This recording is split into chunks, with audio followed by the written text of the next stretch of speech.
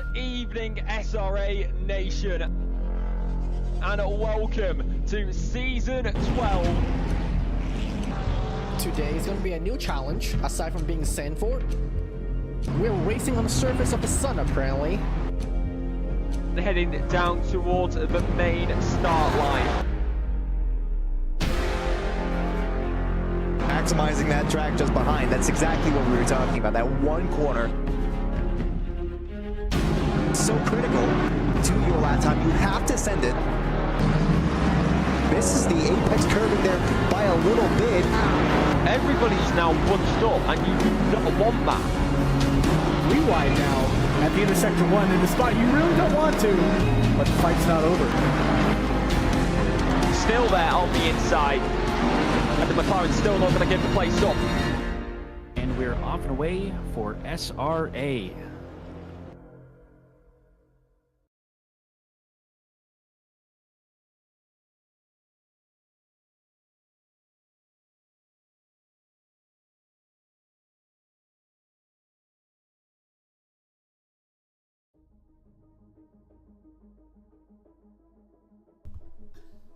Hello everybody, welcome to Sim Racing Alliance Season 13 of the GT3 Team Series, Division 5, Round 5 at Zolder. And joining me today in the booth, we've got Matt Anderson. Matt, how's it going? It's going well. How are you doing, Robert? Whew, it's been a crazy day here, I tell you what. But I'm doing good. Excited to see what the racing is going to bring here at Zolder. It's a interesting track.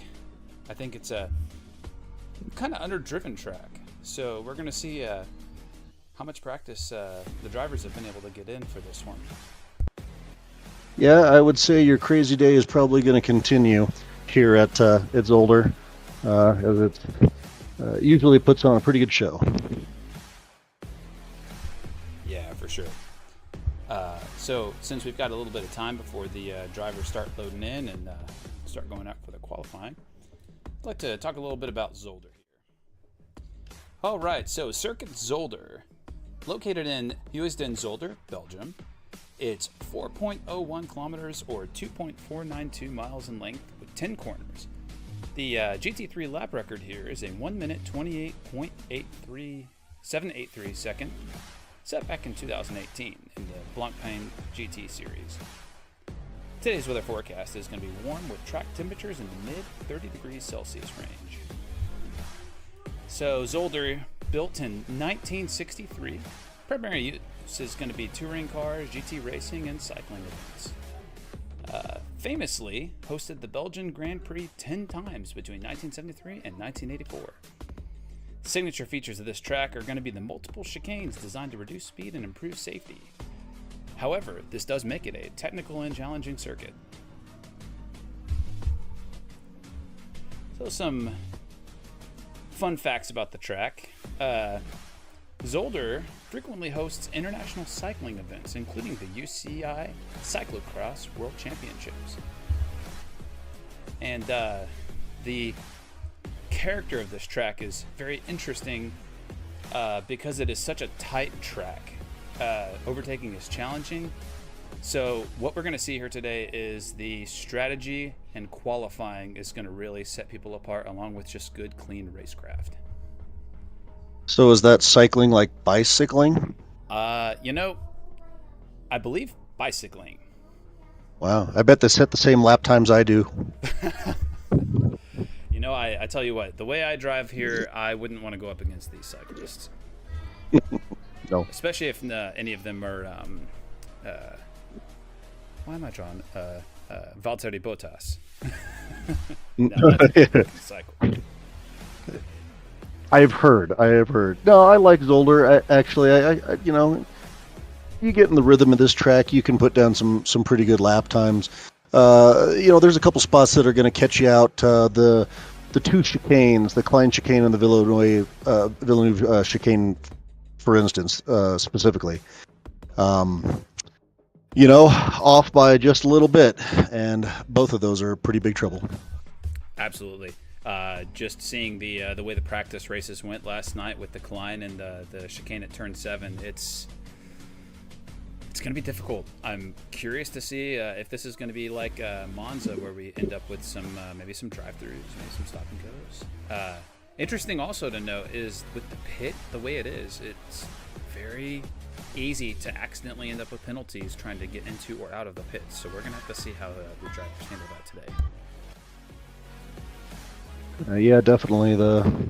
As usual, the drivers who practice that kind of thing will have good pit times, and the ones who don't won't.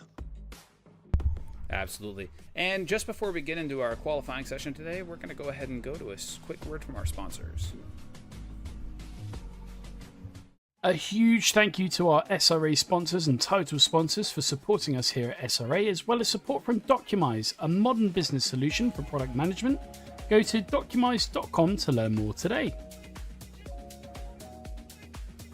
And support from Retro Saga, a North American-based gaming company that provides accessories for your favourite classic systems, including Nintendo, Sega, PlayStation, and much more. Enhance your retro gaming experience today at retrosaga.ca.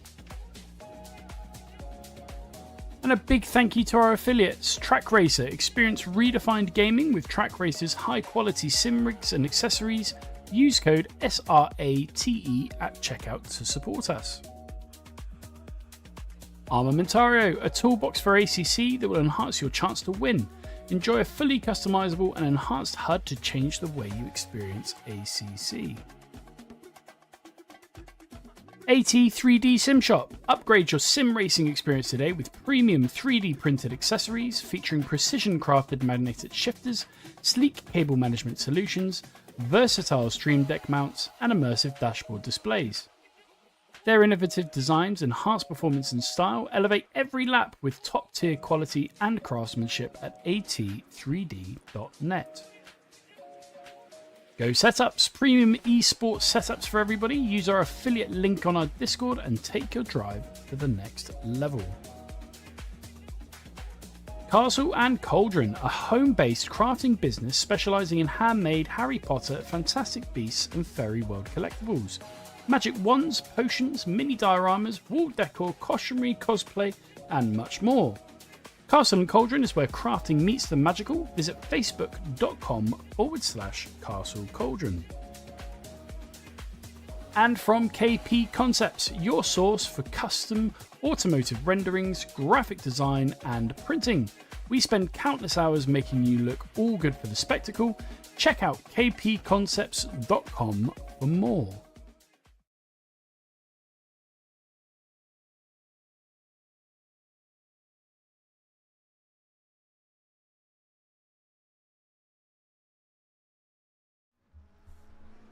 All right, and you're joining us back out on track as the silver drivers for Division 5 are out getting their first laps in. Matt, do you want to go ahead and take us through the current standings in the championship and drivers and teams? Absolutely, be happy to. Here we are for Zolder.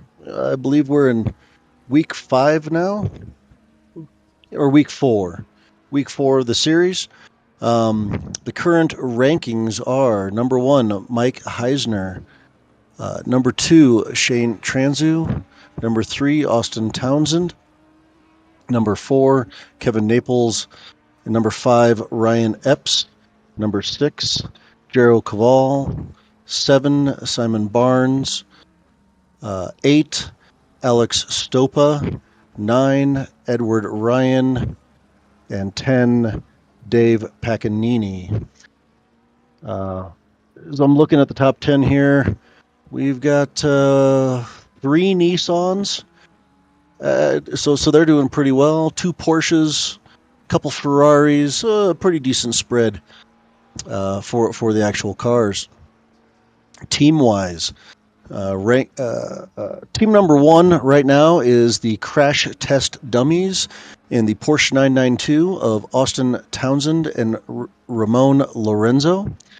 Number 2 is MHR and Gabagool Racing in the Nissan GTR of Ryan Van Epps and Dave Pacanini.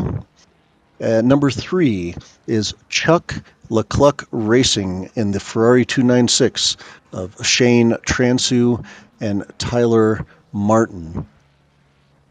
As we're seeing some of the times start to come in, which I don't have up right now. Let's see here.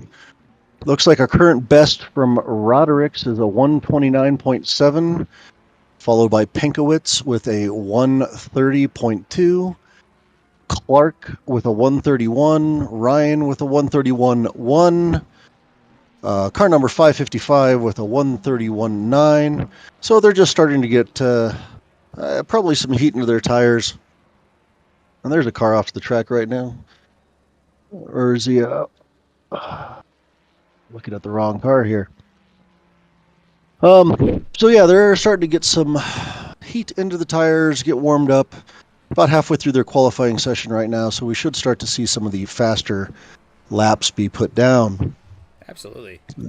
Looking at the laps here, though, Roderick's went out, but they're, at least on man, they appear to be a gold driver, so I'm wondering what's going on there. Oh, I see that now. Guess somebody got confused. I'm going to have to assume. Looking down the list here. And it looks like Roderick's is already back in the pit, so maybe they realized their error. That's what I'm going to have to guess there. That's I was going to say that's a pretty impressive time, getting into the 129s, and then I realized that they're a gold driver. But that kind of sets the stage for the times we can expect out of the golds and silvers today. Well, I will say that on the hot lap leaderboards for the week, for those who were practicing, the top of that list is car number 716 of Tyler Martin, who put down a 128.555. The next car behind him, car number 13, was a full 0.4 of a second behind him. Pinkowitz behind that, at another 0.3 behind. So there's actually a pretty decent spread time-wise at the top of the leaderboard. For those who 1 minute 29.1. Amazing time from Pinkowitz so far. That's actually 1/10 better than his previous best that he was getting out of the hot lap there. So we are in week 4. Is that correct, Robert? That is actually, I believe we are in week 5 now. We're in week 5 now. So the driver shuffle has already happened. That happens at the end of week 3 going into week 4 as drivers are changed to different divisions and or from silver to gold. And I think you'd probably be more likely to see the times at the top of the leaderboard be a little closer than 0.4 between first and second and 0.3 between second and third. But perhaps those were just the guys who were really grinding this week. Yeah, I think Zolder in particular, similar to Misano, but I think it's a track that rewards drivers who have spent plenty of time practicing it and really feeling out the track limits here, because there's a fair bit of time to be gained by, how shall I say, strategically cutting the track in a way that's just on the edge of those limits, similar to Misano. And I think what we're going to see is the drivers who have spent the most time feeling those limits out and have that ideal line sorted out, they're going to be turning some pretty impressive times. Well, if it doesn't give you a track limits warning, then it wasn't cutting, was it? Yep, that's what they call a gray area. Yeah, and even then you get 4 of them, 3 of them before you get penalized on your 4th. And for some of these drivers, that's called strategy. I was thinking about that last night during the practice race. I was thinking, if you're smart and you save those cuts for the very end, could you just strategically cut the second chicane 4 times? Or sorry, not 4 times, that's a penalty, but 3 times? 3 times. Mm-hmm. Questionable if that's... I think that would be, unethical, but within the rules. So that's what racing's all about. Just ask Smokey. You got to exploit all those loopholes. Right. We, I think in general, motorsports fans, we like our loopholes. They make things interesting. if anything else. At least. And welcome to the booth, Henry. Nice to hear your voice coming through. Happy you could join us. Yes, sir. Yes, sir. Just having a little bit of a problem on my side, but joining you guys on my phone right now. So I'm sorry, my microphone isn't as good as it usually is. So that's the sound I heard earlier of what sounded like a computer being flung from a window. Yeah. Yeah, that thing infuriated me for a bit. All right, what do we got going on here?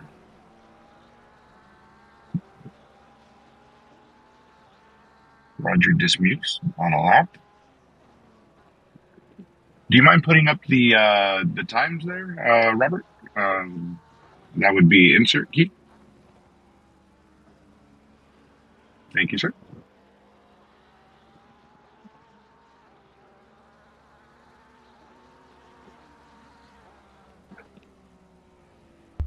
If there's any other views you need, let me know. I know you don't have access to your normal amount of information, so I'll help you out.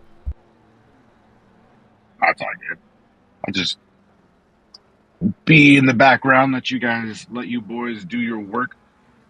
Let you guys do all the heavy lifting like you guys always do. Speaking of heavy lifting, looks like Mummery here is doing some heavy lifting with an improvement of half a second on this lap, which will be good for a mid 129s if they can bring it home. And so far, it looks like they're going to do it. Lost a little time coming out of the last corner, and they're going to come across with a 129.6. Excellent time for Mummery. Good enough for second place, although still 0.5 of a second behind car 205. Pinkovics just must really like this track. That's my only thing I can guess. Yeah, being that we have a number 1 and number 2 that are both McLarens, we'll see what happens when the gold drivers come out.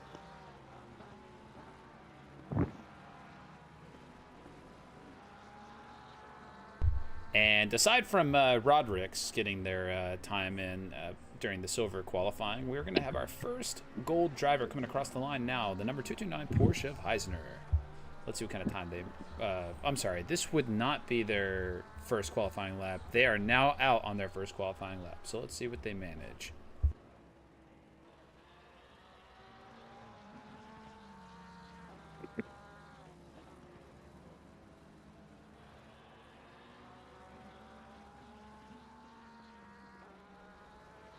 And it looks like he's following the right line there.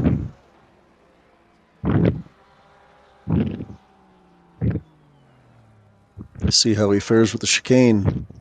We already saw McLaren go flying earlier. We'll see a whole lot more of that later.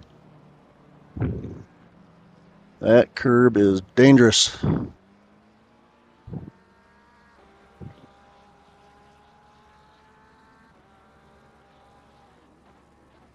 You know, during the practice race, I was wondering about how to...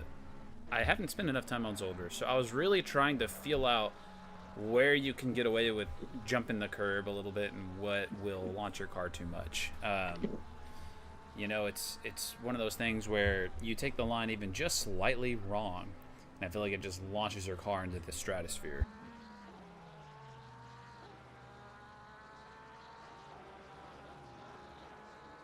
Yeah, the first one, the Klein chicane, is the worst. That's the one that'll send you into the upper atmosphere if you take it too aggressive inside. The Villeneuve chicane really isn't as bad, but it'll send you off into the sand rather quickly. You can recover, but it's quite a slowdown. Absolutely. And then the Jackie X turn is kind of a chicane, just a big one, just kind of a tight left-right. Yeah. But I'd say that's also a really good spot to make up time, and could be a good passing opportunity.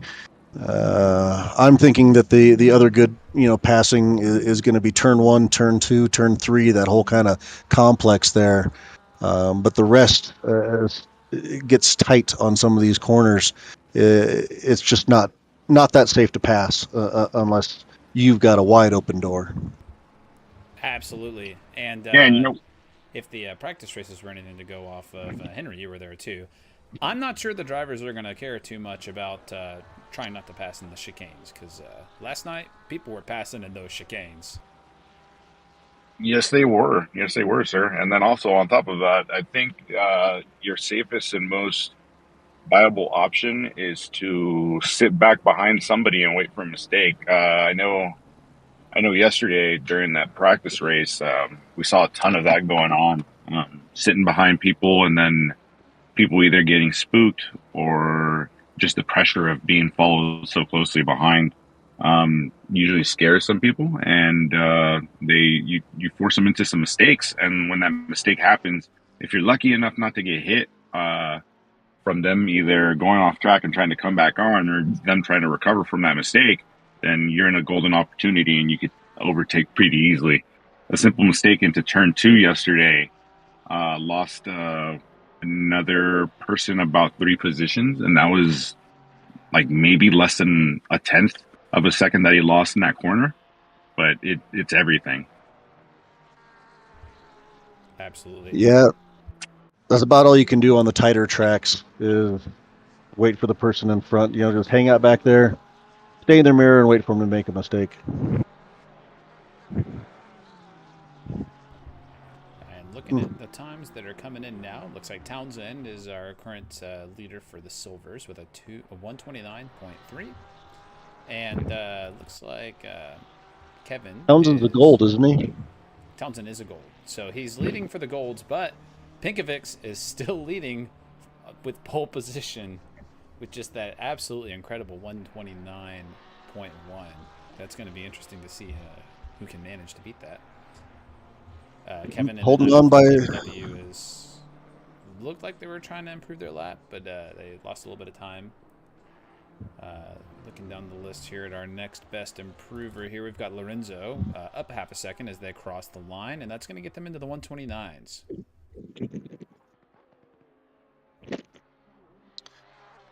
Yeah, Townsend there. Well, now he's back up. He must have had a pretty good corner there. He's got to keep pushing if he wants to make up those 2/10 with only 3 minutes and 30 seconds left. Martin in third must have had a mistake. He's down 8.5 seconds right now.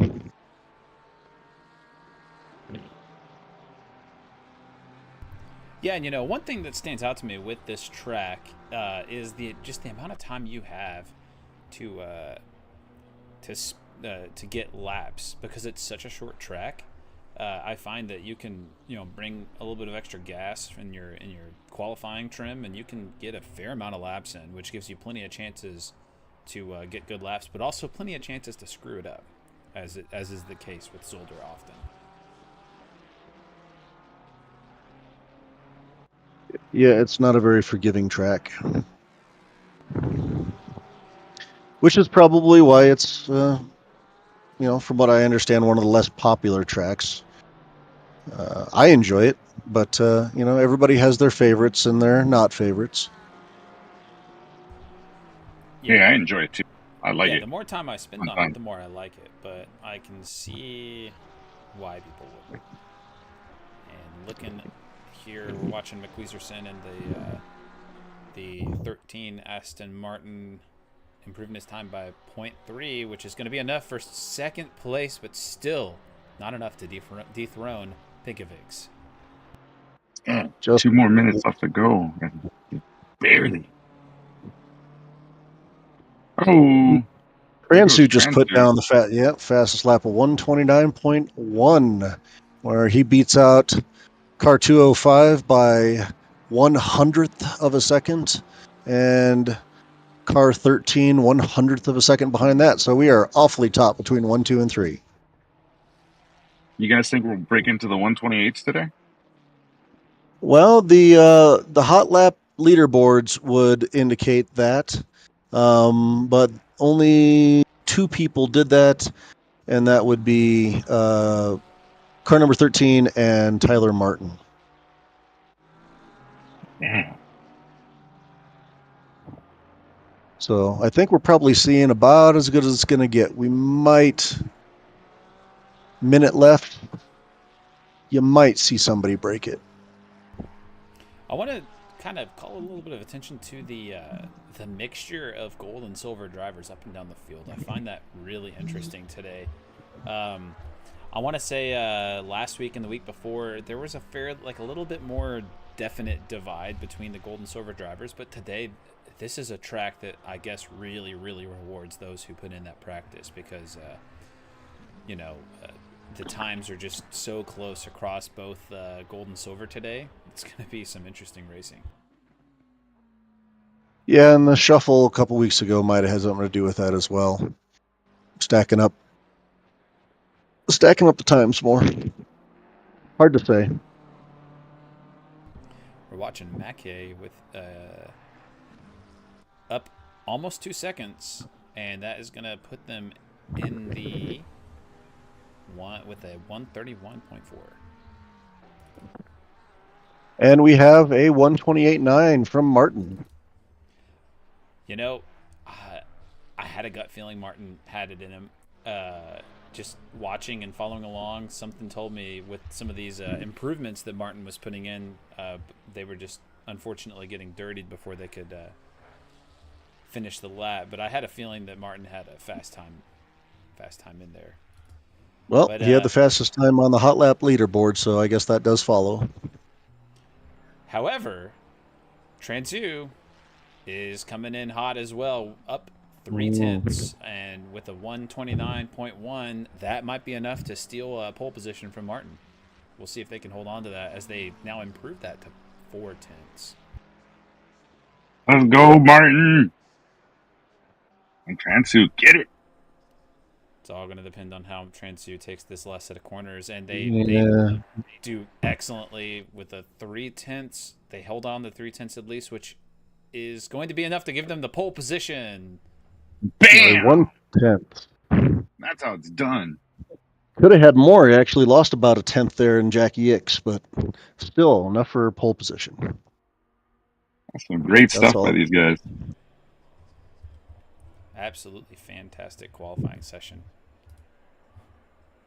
All right, so we've got about 2 minutes to start. Let me see here.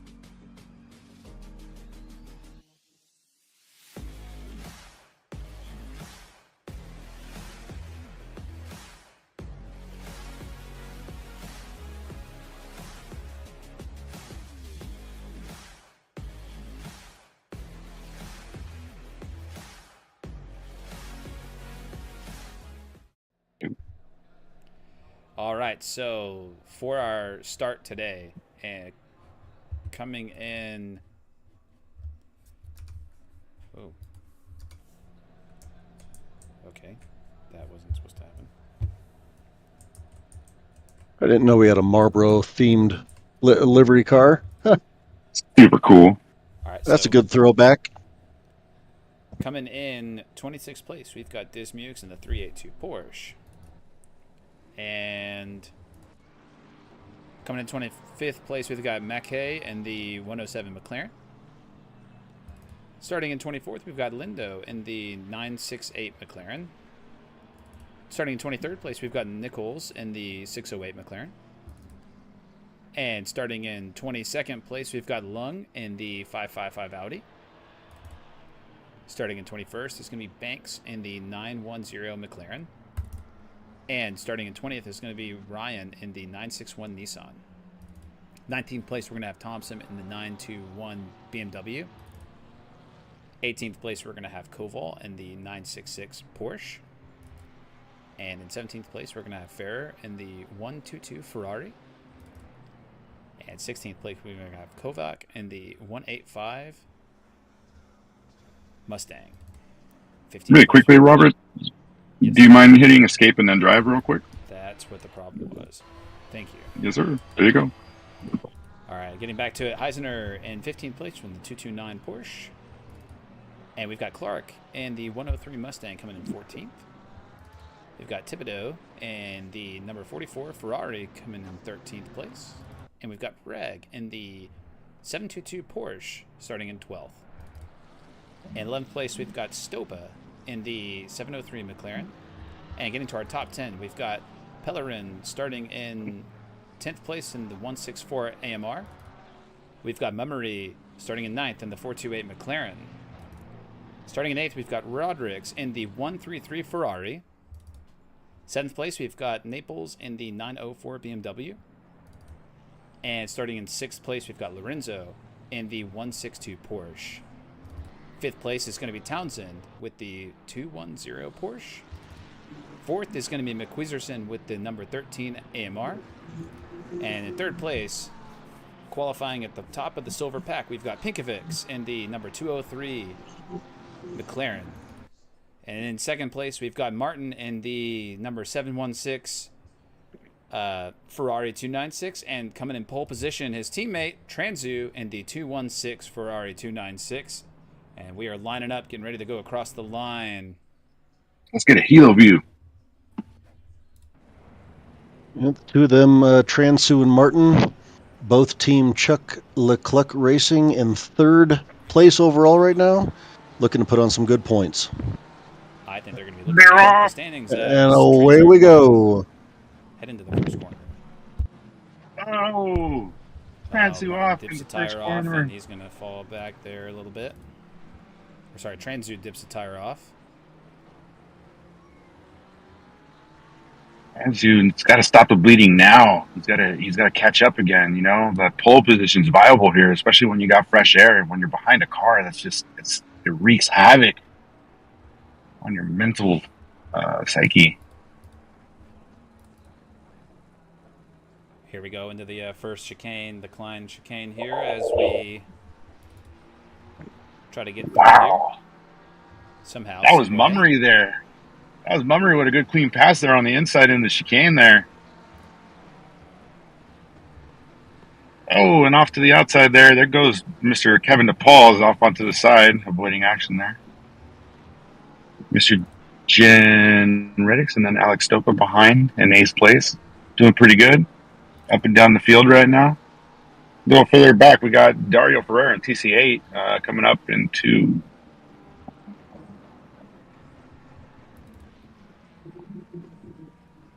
And looking at the back here, Thompson runs a little wide, loses a couple positions. And Martin crosses the line in first and really starts to stretch that lead out. Yep, enjoying a 1.2 second gap there, man. That's insane. Dario. Looking back down the pack here, looks like we had an incident out of Ferrer here. Let's go back and see what happened.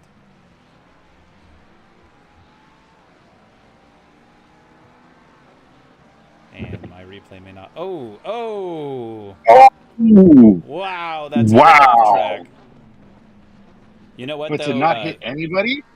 Did not hit anybody. Could have always been a lot worse. And then he kept it out of the wall, too? Oof. Yeah, that's what I'm talking about. What more can you ask for? That's a good recovery right there. It looks like What's what... that? oh, no, speaking of off tracks, Roderick's off here with... looks like an incident. Let's go back and see what happened. Makes a little bit of contact. Going running wide with them. And let's see what happened here. The chicane. Yeah, it's going to be the chicane. That's going to be the story of the night, I think. And then, do we see if anybody else is... Has anybody pitted right now? Mr. Theo Bucks is pitted. I'm about to say, other than those... Oh, go ahead. Not sure what happened with Thibodeau here. They're in the pits, but maybe they got damaged? I'm not really sure. I remember yesterday we heard a bunch of people talking about pitting in the first lap so then they can get that clear air and then make up time instead of staying behind a bunch of people, but then will the tires last that long? With track temps of 32 Celsius, I think I'd want to pit a little bit later than 5 minutes in. Yeah, that's a bold strategy, but I mean, you know, I feel like it could work if you can really nurse those tires home. I mean, if the endurance season has taught us anything, you can go out and you can make tires work for 65 minutes. It's difficult, but you can do it. I'm not sure I'd want to do it here, though. Yeah, track position is king here. So, I mean, as long as you can keep the driver behind you and you're not that far off the pace and you're nursing your tires, I'm pretty sure you can make it work. But then it's not going to be that comfortable at the end stages of that stint of that tire life. Absolutely not. But, you know, this is going to be our chance to see how viable of a strategy that is, and maybe it'll pay off for Thibodeau. Yeah, this is giving me ideas for tomorrow. Take notes, as always. And looking down the list here, so far everyone's kind of settling in with about our closest battles are looking to be about half a second here. Watching Pinkovics as he's looking to try to get back up in the podium as we go into the third lap here. Yeah, we've made it through 2 laps here. We're fairly uneventful, I would say. And looking on the stats so far after those 2 laps, starting on the third now, our big winner so far happens to be Stopa, who is up 4 positions and now in 7th. Heisner, who is up 4 positions, now in 11th. Lindo, who is up 9 positions, now in 14th. And Dismukes, who is up 7 positions, now in 18th. Talk about capitalizing on those opportunities. Oh! Whoa! Close call for Naples there as they almost get into the back end of Mummery there, but they have a great save. Unfortunately, that does allow Butler a chance to get around. Might want to do a replay on 608. All right, let's see what happened with 608 here.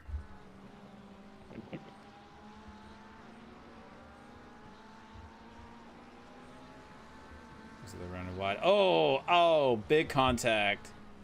Oh. No. Oh, and did he... That's painful to see. Hold the brake. Oh. And the replay cut short as they... looks like another car almost made contact, and it looks like we've gone back live to them to what may have been another off-track. Oh, man. That always stings when that happens, you know, and you end up in those situations where you're stuck. You got to hold the brakes. You got to stay out of the way. But at the same time, you know, as you're sitting there, there's other cars coming. You know, you can't really get out of the way without risking them hitting you. But at the same time, they might hit you anyway. Yes, sir. When it rains, it pours. Absolutely. Looks like... Yeah, just like... Go ahead. I'd just like to mention that car number 44 has re-entered the pit. Oh, no. Thibodeau? Stop go 30. Yeah, it looks like Thibodeau is having the service stop and go 30. Oh, there it is, yep. I'm not sure what the reason for That that had is. That's got to be either pit entry or pit exit. Yeah. You know, that Oh, was an that's issue right. last night as well with the practice races. There's a lot of issues with the pit entries and exits. Very easy to get penalties. Yeah, because he did I already go into know. the pit. Yeah, he must have picked that up on the way out. I know I messed up going into the pit. I hit the wall. I didn't pick up a penalty, but I hit that wall pretty hard. And it's scary, especially coming through this last corner here, right before the start-finish straight. When you go up on that left and then the right sequence, when people are pitting, it's pretty scary to see them like just blow right past you. You think they're either missing the brakes or something, and then you realize they go into the pit. Kind of a little scary. Yeah, it's really difficult. It's also very easy to accidentally follow them into the pits, which is what happened to me. You know, you kind of just get tunnel vision into them, and they don't brake because they're flying right into the pits. And you know, if you get kind of heads down, tunnel vision into it, it's easy to kind of start trying to match their braking points. Oh, big contact from Mummery. Let's go back and see what exactly happened here. He's doing such a good job. He had such a great start, and just to see it all just kind of go away like this kind of sucks. Looks like they get beside this Porsche here, and sorry, that's an AMR, isn't it? Yeah, it's an AMR, and I didn't have the replay set long enough, but yeah, you know, you hate to see it when that happens. It always stings a bit, but you know, all you can do at this point is pick it up and try to recover, you know, drive clean and safe the rest of the race, and you'll pick up positions just by surviving.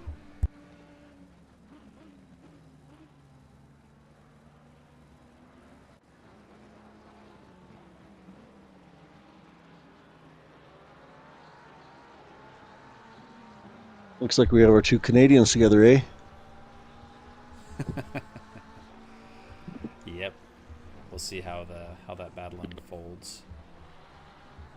And looking down the list here, not really seeing any other close battles right now. But this is Zolder, so all it takes is one car getting launched over Klein, and you know, changes everything. Looks like Ferrer actually trying to make some moves on Thompson here. Yeah, for only being 6 laps and 10 minutes into this race, we are awful spread out across the track. Yeah, you know, and especially with it being such a short track, you would figure, you know, you've got 26 cars now on such a short track, yet they're all spread out so much, and Ferrer gets the move on Thompson, sends it right up the inside of the chicane. Dangerous spot, but they make it work. Yeah, I wonder if them being this spread out this early just speaks to the pace difference from top to bottom down the list, you know? Yeah, it's, you know, it's got to be some pace things, and also just with Zolder being such a tight technical track with not many passing opportunities, I think what we're seeing here is drivers are just kind of trying to settle in, find a safe rhythm, you know, where they can avoid incidents here and wait for their opportunities. Yeah, really just kind of take a more cautious line and just wait. And we got, you know, the other variable would be maybe some of these drivers aren't used to going full tank of gas this early yet. I mean, they've been doing their quality laps, and they know their braking positions and when to stomp on the anchor or throw the anchor out of the car. But with a full tank of gas, it changes everything up. Some drivers adapt to it really well, and some just don't. So I think that's what we're seeing here. And just like you said earlier, the practice. That's going to be the key difference maker. I'm pretty sure we're going to see it all up and down the field today. Whoever put in that practice is going to be rewarded today for sure. Well, that's what I'm talking about with the pace difference here, is that at this point in the season, we're halfway through race 5 out of 8, you know, going into a 2-week 2 weeks off, I believe. I believe so. This is where you start to see the drivers who are going to keep putting in the time, be towards the front of the pack, and the drivers who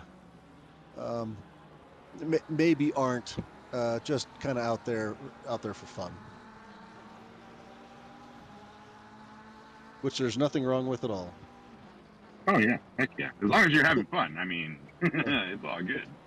Good for them. I'm not even racing. Yeah, I thought I got confused the other day. I thought you were. I thought I was racing you in Division 4 because I saw the last name Anderson. I was like, wait a minute! I thought you said you were gonna race this whole season. And then, I found out that it was your brother, really, Aaron Anderson. No, but Anderson is the third most common surname in America. So, all right. Yeah, I think there's 5 Andersons in SRA at this time. So, not surprised. Yeah, you guys are all fast. Yeah, we can't all have interesting names like Penkowitz and Thibodeau and Paganini. Some of us, just have to be Andersons. Mr. Anderson. Yeah, getting some Matrix vibes here. Yep. I'm telling you, if I had $1 for every time I heard that in boot camp, I could have just got out. I could have got out at the end of boot. Just called it a day. Do you mind if we go take a look at Mr. Michael McWeezerson? It looks like he's up on. Oh no, never mind. I'm sorry. I saw that late. I thought he was up like about a 10th or something like that behind the car. Looking here at Heisner, though, looks like they're getting awfully close to Pellerin. Looks like they may be trying to make a move here. Trying to show himself in the mirror so he could spook the driver up front. See if maybe force a mistake here. Maybe it's something with the Porsche, but every time I had a Porsche behind me here, they just have a way of lunging at you in the chicanes that's very intimidating. Yeah, that is true. I had one behind me yesterday, and I'll tell you what, it is very scary because they are very quick here in the corners, and that Mustang's like a boat, and you see that Porsche coming awfully quickly, and you're just like, oh man, you're gonna get eaten up. But sometimes in straight you could pull away, but those things they do tend to invoke a little bit of fear. Who we got here off Yarrow Cabal off in the chicane there. Does very well to stay out of it and not have any more contact. Takes out that elf board though. While he's at it. Oh, did we have another contact after I hit that? I just wanted to see the initial contact, and now there's going to be another one to catch here. Let's see what kind of led to all this, and then I'll try and catch the other one. Oh, they just spin in the middle of the chicane there. Yeah, they took too much of that curb. And then we're not going to catch the rejoin there. I think it's going to end just as they rejoin. Yeah, they just take out that little elf board there.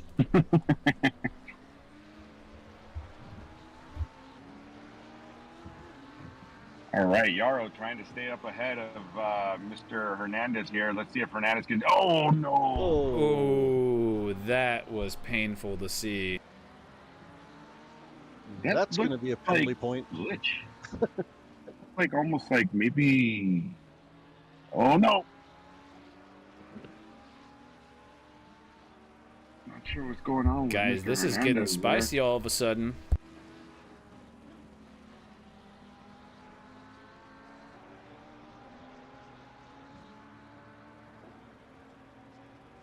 I felt like that first one was maybe lag or something, but I could be wrong. It'll be interesting to see. Maybe he was too close or something like that. But Diego now under attack by Lung. Lung's looking up the inside here. Does he go on the inside? No, he stays back. Tries to see if Fernandez makes a mistake. He does not yet. But that 555 pretty close by. Waiting to see if Diego will make another mistake into this hairpin here. it's a really great opportunity for passing here. If they overbreak, you can always take the inside, or you can always go wide and come back, cut across that corner. Pretty stuck to that inside corner, and you could launch yourself out of it pretty quickly.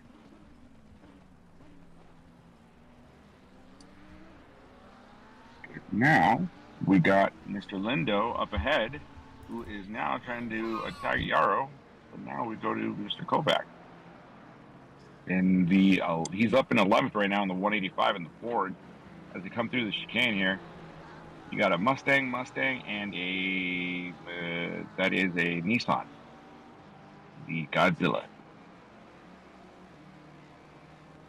Let's see if Mr. Aaron Kovac can actually do something here. Does he stick a nose in? No, he doesn't. He just waits it out, sees if we could get a better opportunity here. He is closer here coming out of turn number 8.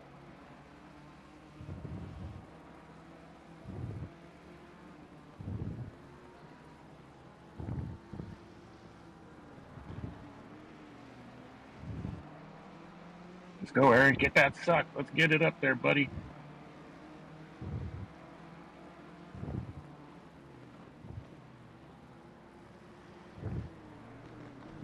Looking further up and down the field, we got a couple battles going on, but right now this is going to be your closest battle besides that pack that we just left in P19, 20, and 21 there. They're all getting awfully pretty close to each other right now, so...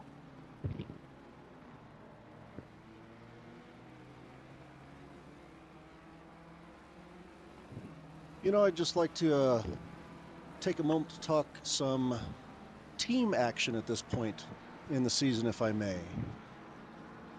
I'm looking up and down the team standings here, and currently your number 1 and number 2 drivers, Martin and Transu, are both in Chuck Leclerc Racing, which is in 3rd position overall right now with 384 points. Number 2, MHR and Gabagool Racing of Ryan Van Epps and Dave Pacanini are only 6 points ahead of that with 390, but neither of those drivers are currently in the race right now. Number 1, the Crash Test Dummies OBDA, Only Bad Drivers Allowed, of Austin Townsend and Raymond Lorenzo are currently 3rd and 6th respectively. Now, they are at 406 points, so 22 points ahead of Chuck Leclerc Racing. So what do you think, points-wise? Is that gonna, if they can kind of hold their current positions, that should keep them on top in 1st, but it's gonna put Transu and Martin at a very close 2nd. Yeah, that's gonna be pretty insane. I hope they could keep this momentum up and they could bring in a 1-2, because that's pretty cool. I know last week we were talking about that other team that potentially could have had a 1-2 in the finish, but then I think one of the drivers made a mistake towards the end. But if Transu and Martin can keep it together, that'd be a really great team standing for them. And that will certainly bump them up there. And you know, as I'm looking just down a little bit, in 4th position, the ZDR Boys Black Flag Racing of Roger Dismukes and Mike Heisner, they're at 379 points. So with Epps and Pacanini getting no points this week, let's see here, Heisner is in 7th right now, Dismukes is in 17th. So between the two of them, they could take over the 3rd spot on the podium, on the standings. That would be really great, especially the team stuff, man. That's super cool. I totally keep forgetting about the team variable here.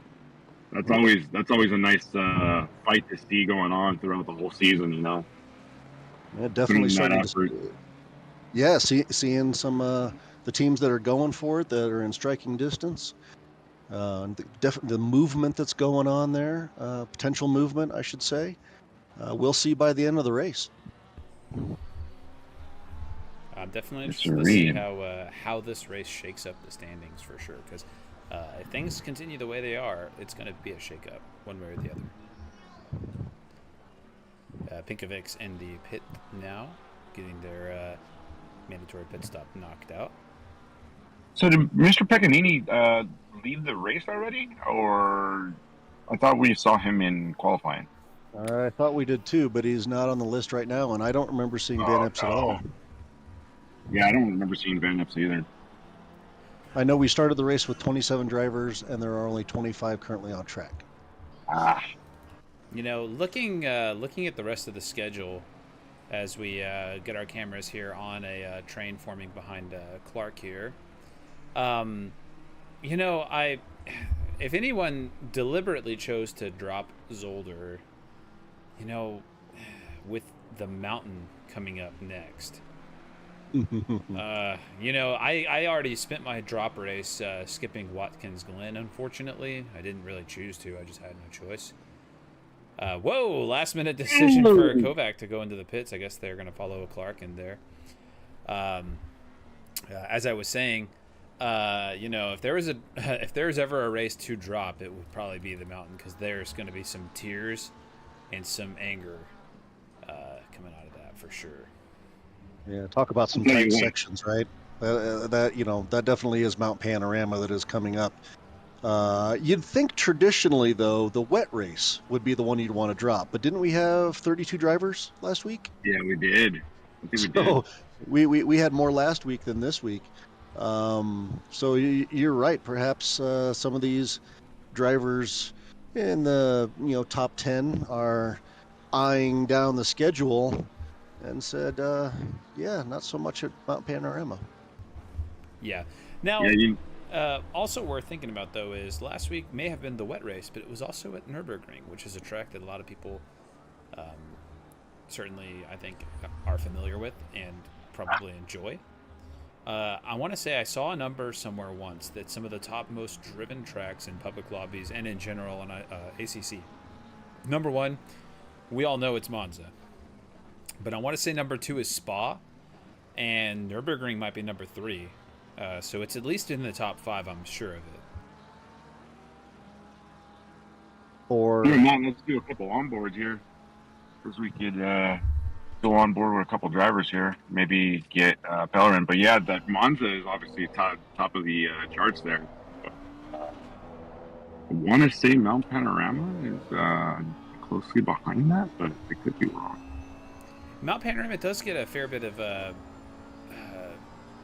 time on public lobbies, for sure. I was actually surprised at how many people actually like driving that track, despite how hard it is in those public servers. It's obviously I see a lot of Monza servers, a lot of Spa servers, but a surprising amount of Mount Panorama servers as well. Looks like we've got some more cars going into the pits here. Lorenzo and Naples. Yeah, I would just like to point out that I have one of my racing advisors sending me messages here. Our good friend Alex Giordano telling me that P1 and P2 are 210 points. P3 and P6 would be 168 points. So potentially, if everybody keeps the position they're in right now, Chuck Leclerc could take over first place. Yeah, let's go, Chuck Leclerc. And looking down the list, it looks like we have a disqualification for Lindo. No, what was it for? Speeding in the pit lane? I'm not sure. I'm trying to figure out what happened here, because I'm not seeing it on race control, but I did see it on ACC. While you look for that, oh, Sergio is in the pits. I was heating up there with Diego and or Koval and Lung, I'm sorry. But now we got Pinkowitz here, number 19 McLaren. I mean the number 205 McLaren, and he passes Clark up on the inside here. Does he make it stick now coming through this corner on the inside? He does get ahead of him, so very nice move going into that chicane. Saw the mistake and pounced on it. Pinkwicks is just a monster here for sure. The racecraft and driving they've shown here is impressive so far. So I've got to satisfy my curiosity here and look up the field at Transu. They have not yet pit, but their teammate did duck into the pits. So I'm wondering if they're coordinating for this to... Ooh, slow down to give you some space. Yeah, I feel like they're trying to coordinate their pits so that way they can still try for that 1-2. Who's this now? Right now we're following along with Transu in first, who did not pit, but their teammate Martin did duck into the pits. Oh, okay. I was just scoping the different chats here to see which teammates were in chat together, trying to strategize. Do we remember if it was Townsend that came into the pit first, early on, that early pit? I want to say, Pinkovic's just sailing around right now. Another one. I want to say it may have been. I can't remember who it was that hit that early pit. I want to say Townsend did get in there early, but someone else did too. Thibodeau. But then they also had to go back in the pits again for a stop and go. That's right. It was Thibodeau. We got Richard Mack here. He's heavily concentrated here on the track. We've got Mr. Ryan Clark, who's already pitted, so essentially a pit stop down behind in the race right now. But Ryan Clark trying to make a move happen, and he does. He looks for that mistake, and Mack makes a mistake, sadly. And now he gives up P15 to Mr. Ryan Clark. So doing a quick check, looks like a lot of the top, at least all of the top 5 drivers actually have not yet pit, but Transu's now in the pits. And as is McWeezerson and the P3 for Heisner as well. So it looks like all these top 5 are kind of deciding that they're going to take their chance now, avoid getting undercut by the others up here. Yeah, let's try to see. Let's give these camera people work, man. Make them work. Let's get some camera angles here. Let's see what these crews got to show us with the race today. Oh! Big slide there for Kovac. Yeah. Good recovery, though. Yeah, very good. Very good. Oh, still in the pits. All right, back to the action. Martin back in the pits? No, that was. Yeah, that was Transu. The delta there threw me off, and I thought there was a battle going on that was closer than what I had. That'd be really interesting to see. That'd be really interesting to see where Transu comes out right now, especially where Martin closely behind here coming up. Ooh, Transu's out now. Where's Martin? Ooh, they're pretty close together. Their strategy's working out pretty well so far. Transu coming in fourth. Martin in 7th with the top 2. Nice. Second. Look at that. Number 1 and 2 have to pit, which means after those 2 pit, that should move Martin into 2nd, maybe. Hang on, am I looking at this right? Townsend. Yeah, that makes sense because Townsend's up ahead. He's got a pit stop down already, so he's ahead of Martin. Martin's got about 3 seconds to get to Townsend right now, but then Diego Hernandez and Thompson, they both still need a pit. They're both 1 and 2 right now. So Michael McWeezerson getting in between Transu and Martin, so upsetting the 1-2 potential race standing there. So this is gonna be good. Well, it really looks like it was the difference of Townsend coming in a little bit earlier, 3 minutes earlier, because Townsend, Martin, Transu all had total pit time of a minute 6, a minute 6, and a minute 7. So they all had very similar pit times. It's just Townsend came in 3 minutes earlier. Well, the undercut's going to be the big player here, huh? So definitely just a little bit of undercut there. Apparently made the difference. Yeah, I'm really interested to see how this plays out now, because if things stay where they are, Townsend's going to be on first with Martin in second, but then Transu is actually going to be off the podium unless Transu can go after Peterson with that 5-second gap. 30 minutes. He's got to get to work.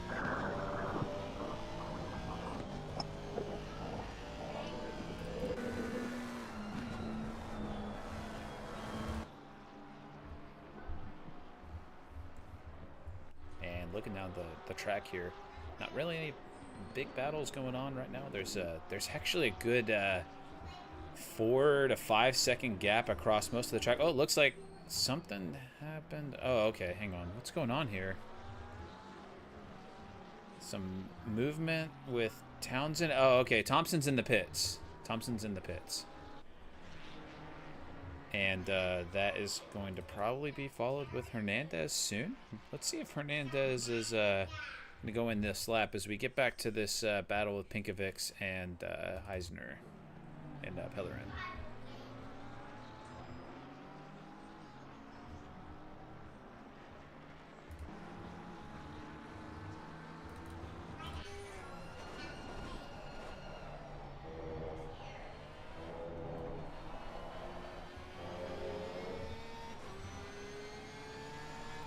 Looks like Pinkovics might be trying to make a move as blue flag car is on the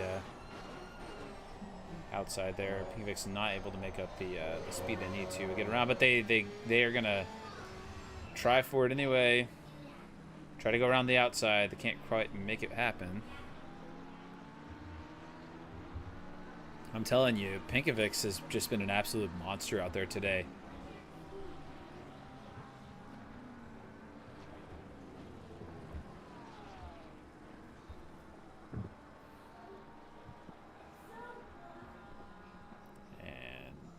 Not going to go for the move there. Let's see if Pinkovics can make it stick here in the next few corners. And looks like Hernandez did not go for the pit. Very interesting. They're really extending it out. Curious to see how that plays out for them. Yeah, more than likely he's probably going to go for the long plan, and let's see if it pays off for him. You know, I've heard people talk about the strategy for doing the early pit and just getting it done very early, and I've seen the strategy for the kind of middle of the race pit, but so far I haven't seen delaying your pit this long play out really well. From a personal experience, I tried that at the Nürburgring in the wet, and I kind of extended out a little bit, and it actually ended up hurting me more than it helped. Man. Ooh. I would say conventional wisdom says that if you're in the back, you pit as early as you can. And if you're in the front, you pit as late as you can. Generally speaking, of course. So Hernandez right now up 15 seconds on Townsend in second place. So, you know, he knows he's going to drop down, but the longer he can stay out there with nobody in his way, just hot lapping, right? I'd be doing the same thing probably. Yeah. Yeah, to be honest, the only place that actually worked out for me staying long was that walk, and that gave me a big advantage at the long end because everybody else was like on 15 to 20 minute used tires already, and I had brand new set for like the last 15-20 minutes of that race, and it was amazing. So that's where my mistake was, because I was at the back of the pack, and then I went for the extra long stint, which really hurt me. That was the did it backwards. Yeah, see, I was thinking, I was feeling really good, you know. You're holding on to the back, and you make up a few positions, and we're going to bounce up the Pinkovics here as they get a move on Eisner, going down the inside into turn 1, and run 2 wide. Let's see if Pinkovics is able to get around them around the outside again. Nope, they're going to back off, and I think they're going to have to settle in and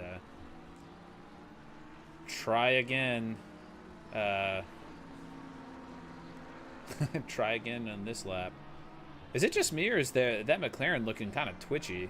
Is that just That's the McLaren. That's just how the McLaren is.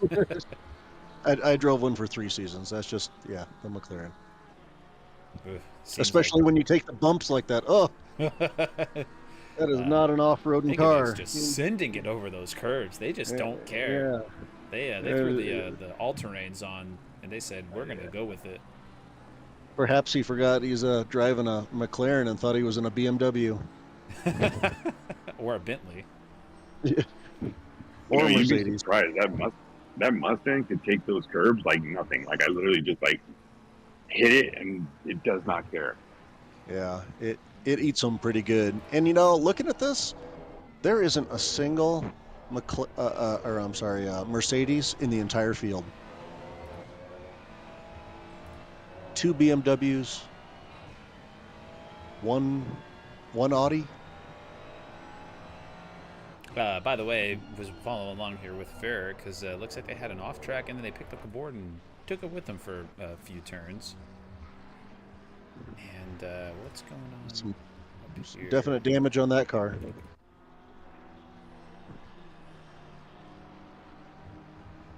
You know, as we have a moment here, I just wanted to point out that just under 22 minutes left to go. Of course, Hernandez is staying out there as long as he can, but in the post-pit part of the race here, the back half, right now, Townsend is up 3 spots in second. Heisner is up 8 spots overall in 7th. Clark up 4 spots overall in 10th, followed by Kovac up 5 spots in 11th. Ryan up 6 spots into 14th.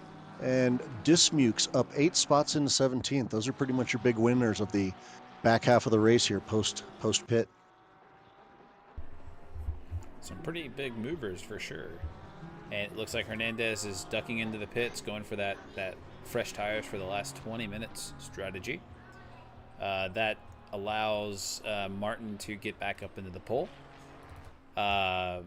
With Transu, looks like they are about 7 seconds behind, if I'm reading that correctly. Yeah, Transu's now going to make up 7 seconds to catch up to McQueezerson. Meanwhile, McQueezerson is all over Martin. Let's see how this plays out.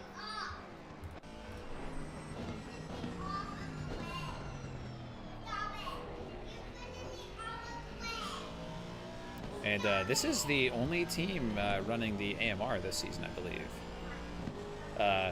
I'm wondering if the AMRs that are showing up are anything to do with the fact that Silverstone was the...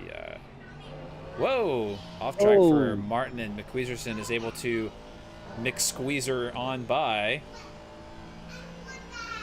And, Martin must have had his eyes in the mirrors a little too much, just like we talked about. Sit back there and wait for the car in front to make a mistake, and car number 13 was able to capitalize on that. Absolutely. But to what I was saying, I'm wondering if the AMRs that I'm seeing across the divisions, there's a decent amount of them this season. I'm wondering if Silverstone being a very strong track for it helped convince people to take it this go around. Possibly. I drove it last season, and I liked it. It was a good, strong car, you know. And it eats the curbs pretty well. I didn't have too many complaints. Yeah. My teammate for the Endurance Championship, we're running the Bentley there, and he had positive things to say about the AMR. Says it feels a little bit like the Bentley, but a little bit not.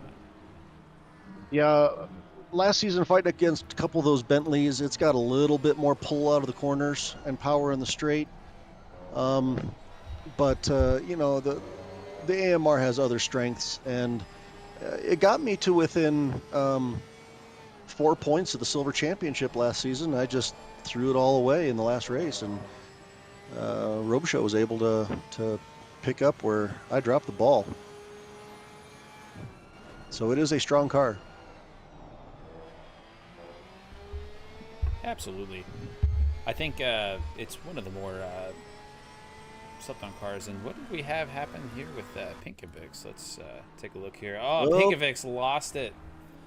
Oh man, they were chasing so hard to get to Heisner, and I guess maybe they pushed the car too hard, or maybe they've kind of cooked their tires a little bit, because they've been pushing for several laps now. Looked to me like they caught a little bit too much curb, unsettled the car, and away it went. Once again, that's a McLaren trait for you. Yeah, I spent a little bit of time when I was first getting back into ACC several months ago. I spent a little bit of time with the McLaren, and I thought, hey, this is a great car. It fits my driving style well. And then I spent more time with it and said, no, this is not a good car for me, and I put that back on the shelf. And like it's a popular car. It's good for a lot of people, but it just didn't work for me. Yeah, it was fun. I enjoyed it. But, variety is the spice of life. Had to try something else. Yeah. Sometimes you get too comfortable with what you've been in, and then sometimes the cool little diamond in the rough shows itself to you, and then you're like, all right, let's go there. Yeah, well, I've already made my mind up that next season I'll be in the Mustang. As Banks runs a little wide there going into turn 1. I'm trying to get a run on fair, but loses a little bit of that gap. And speaking of gaps, what about yourself, Matt? What's that? You figure out the car for next season yet? I might just run the Porsche again. I almost ran the NXS this season. I did some testing in it, and it was pretty fun to drive. It was just a little less forgiving than my talents would allow. That's a nice way to say it. That's the diplomatic way. And looking at the field, just now we had an off-track for McWeezerson, and Martin was able to get on past, which is putting Martin back in the podium, with Transu now only 4.9 seconds behind McWeezerson. They've got to really try and get back after it, try and get that position back, because before they know it, they're going to have Martin's teammate breathing down their neck, and they're going to be wanting that position, because this is going to really give them a chance to really rack up a lot of points, especially with even the 2-3 finish. You know what? I bet you, too, that Martin and Transu are probably scratching their heads right now, because they had a 1-2 in the bag, and then now they're down to 2-4. So I guarantee you that's got to be weighing on them a little bit, too. I know some people don't want to count their eggs before they hatch and stuff like that, but, it was potentially going to be a game changer if they did come in 1-2. Now seeing themselves 2-4, the gap after that pit.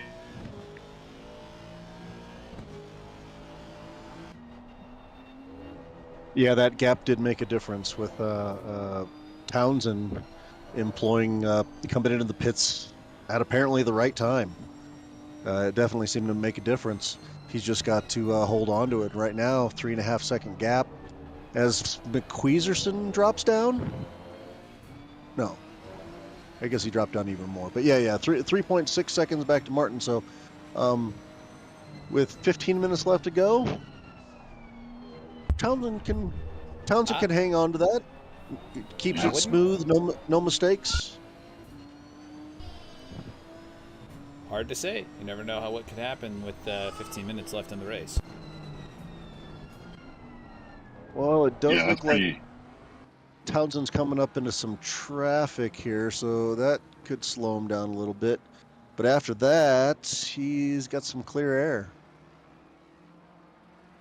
He's just got the 428 ahead of him right now, so hopefully 428 doesn't give him too much of trouble and lets him go by pretty easily here.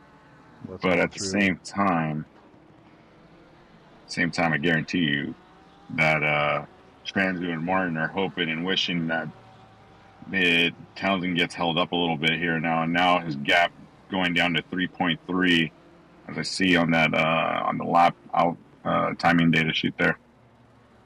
Kovac coming in hot. Kevin the Paul's just taking out Mr. Kovac there. I hate to see what happens, but it did look like Kovac did get a little bit squiggly coming into that chicane, or coming out of that first part of the chicane, and then the Paul is just collecting them afterwards.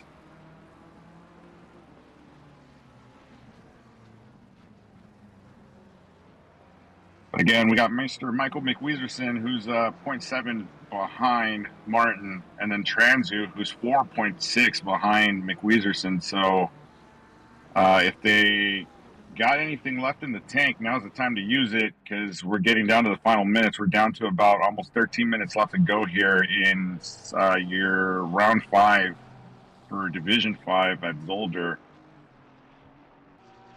McWeezerson, seeing him up ahead, trying to eye what he could do.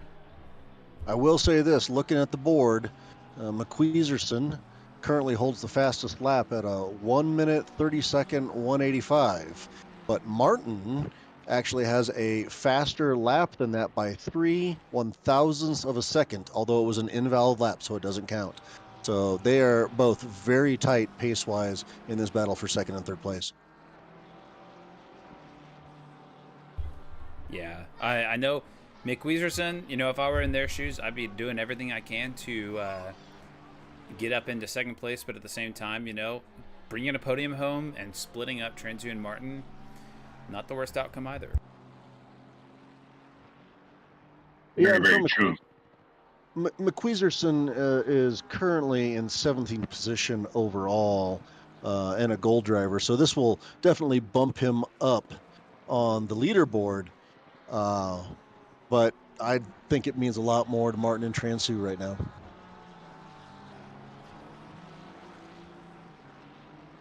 Almost like a desperation now to try to preserve this second position here. I think Martin's going to try to do everything in his power to try to keep this, but it looks like McWeezerson's just way too strong here, especially in that AMR. It's just, he's gaining and gaining and gaining, and now just right up behind the bumper of Martin as they come up into the hairpin. Let's see if he shows him the inside or not. Who gets a better exit out of the hairpin? Looks like Martin does get a little bit better of an exit, but now coming up into the chicane before the start-finish straight here. Well, we'll say this battle is definitely costing them time, as Martin is now 5.1 seconds back from Townsend, and Transu is now only 3.5 seconds behind McWeezerson. Now, what's the plan?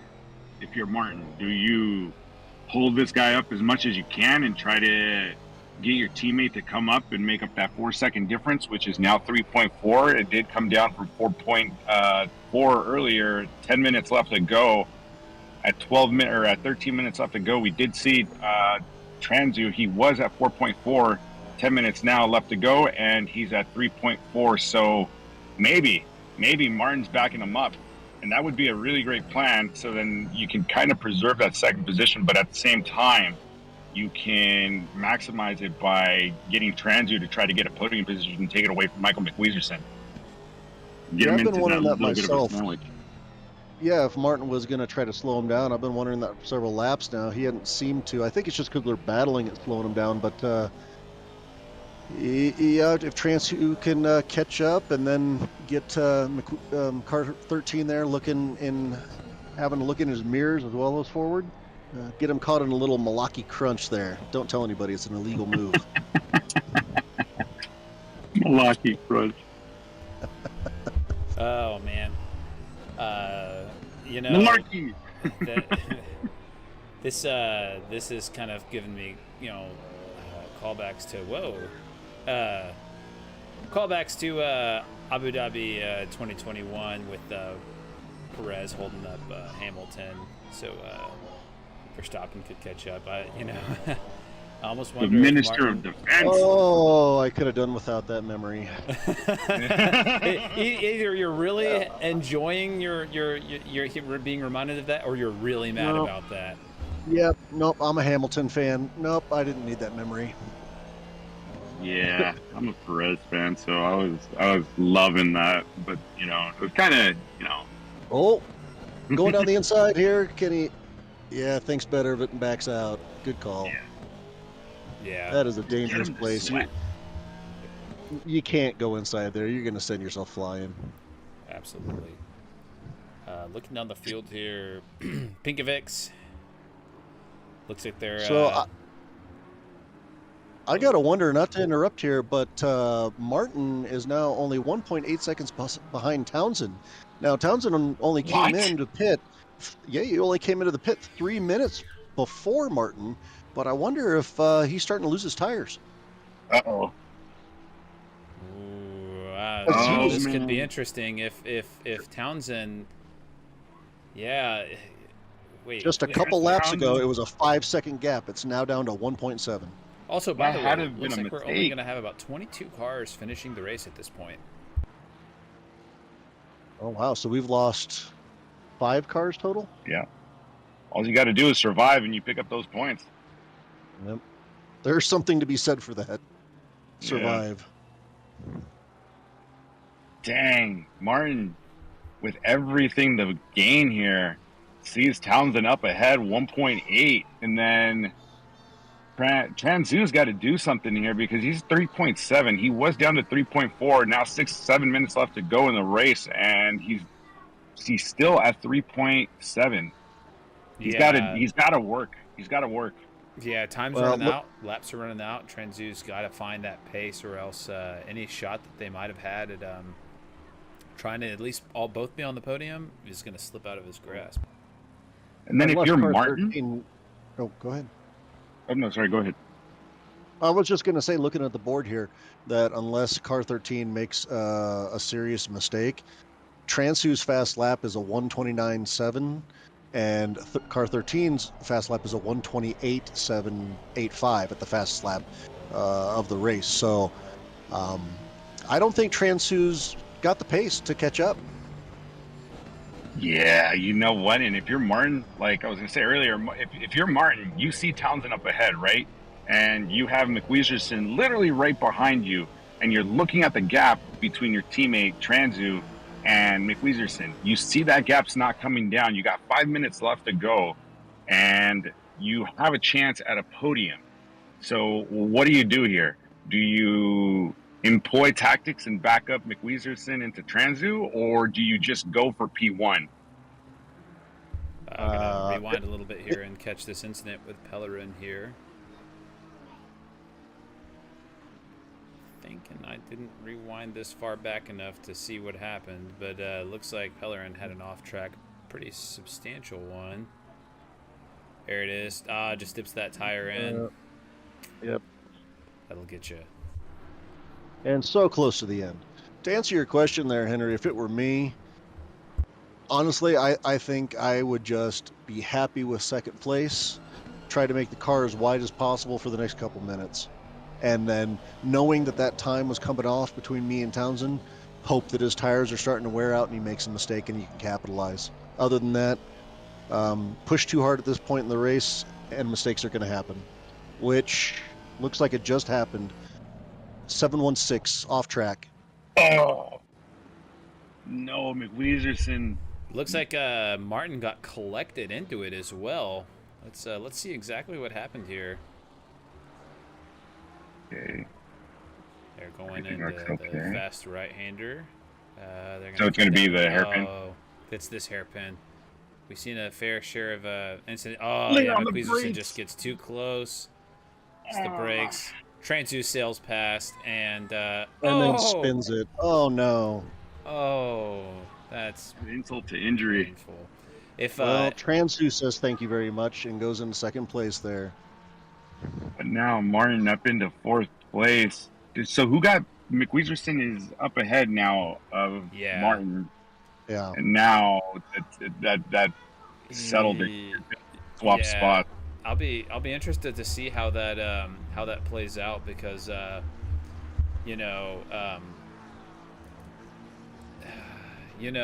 with Martin, they did get tapped, in the rear end, Oh yeah, that's going to be a penalty point. And then almost on top of that, Martin had that position. I'm not sure if that for the rejoin, if that was McWeezerson's position to have. So when this all shakes out, you never know what the stewards will say and do. We do have a week off as well because Daytona. It'll be interesting to see if the standings hold. That is up to the stewards to decide.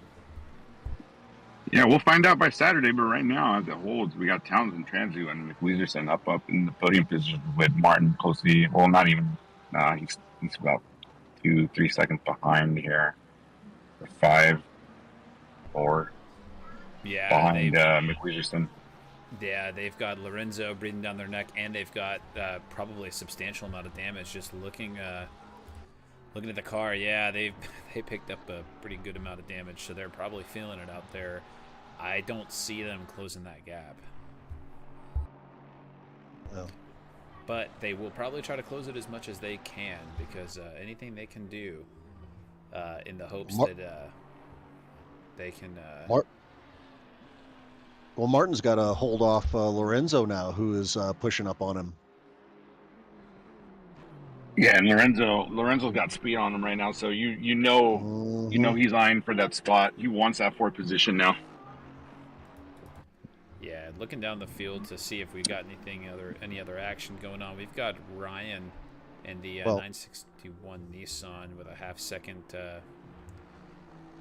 delta. And those extra Pellerin. With Townsend in first place, those extra points mean a lot to Lorenzo to go from 5th to 4th, as they are the top team right now. Townsend and Lorenzo. That's rewarding. That is a definite switch from, Transu and Martin running 1-2 at the beginning of the race. Yeah. Oh, and speaking Lorenzo of... going for... Yep. Oh, tried to go... Looks like they tried to shoot up the inside at that final chicane. Not able to make it happen. Yes, he did. He just wasn't able to probably break late enough and make it hold. Yeah, and as you were alluding to, you know that they're trying to do what they can because, I think we're in a situation here where the top 5 cars consist of 2 different teams that are vying for those points. So, Lorenzo and Townsend, they need to try to get whatever points they can because otherwise they've got Transu and Martin that are going to... looking at YouTube chat, I have to agree. The way these standings are looking out, it's going to really tighten up these gaps for the team series standings. I'm really curious to see. I think any way you cut it with 30 seconds left to go, the crash test dummies OBDA of Townsend and Lorenzo and Chuck Leclerc Racing of Transu and Martin are going to be awful tight at the top regardless. Yeah, with only 15 seconds left to go, let's take a look at where our leader's at, see if he's already finishing a lap or if we got one more left to go. As he comes up, 5 seconds left to go. This might be it. Yeah, this is it. It looks that way. Yep. And here comes Townsend in first place. He picks up that race win. Congratulations, Mr. Townsend. Let's go to Transu up into P2. Then we got Mr. Michael McWeezerson up in P3. Closely behind, there was a fight that I was taking a look at. I think it was Ryan and Pellerin. Right now, that's the fight for 10th. Looks like Martin was able to hold off Lorenzo. It's good. That is good. He can at least recover that right now. We got Mr. Cesari coming in for P7. Ryan Clark closely behind in P8. And then P9, Thomas Regg comes through the finish here. And then Mr. Edward Ryan in P9. P10 goes to Mr. Pellerin. Oh man, I think people exited out, so it kind of messed up the numbers here. But followed behind him, he's got Mr. Kevin DePauls, and then you got Mr. Aaron Kovac behind him, Ferrer behind him, Hernandez coming up in the Ferrari closely, and Jay Thompson in the BMW in the number 921. We got Mr. Brian Banks coming in the McLaren here. And the last, we got Mr. Roger Dismukes, who's coming up in the Porsche now, coming through the final chicane here. And then as he crosses the line, he's going to be your last person to cross the line. And then that is race number 5 for you here at Zolder with SRA. Keep it tuned in here for a second. We'll be right back.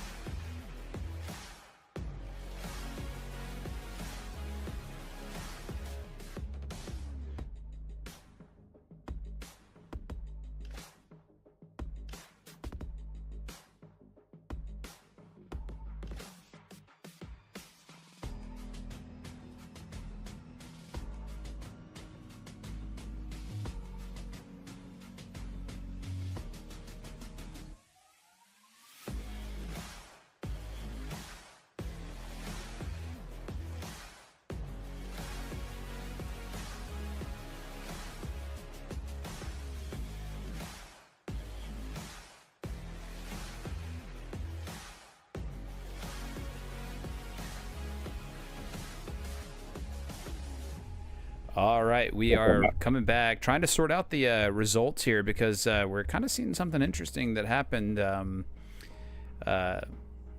Something that got pointed out in chat as well. Matt and Henry, you guys have got it kind of figured out with what happened with Martin and McQueezerson's finish?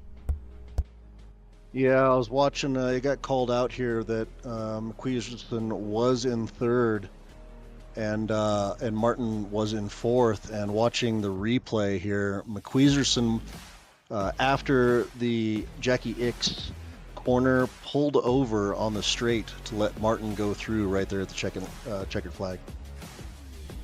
Wow, what a move! And you know, we were just talking about that during the moments after the incident, where we were wondering how this is going to play out for penalties and such, because as we discussed, you know, the incident was technically caused by McQueezerson, and it would have been, I think, their penalty to pick up. Oh, they're most likely going to get a penalty point out of it. Bumper Thumper is almost always going to, pull a penalty point. So, but, it's his race to run, right? If that's what he wanted to do. And as we'd mentioned, McQueezerson is down in 17th. So he simply doesn't stand as much to gain, I would think. Yeah, that's my kind of takeaway as well. I think they kind of thought it out and decided that was just the right move to make. I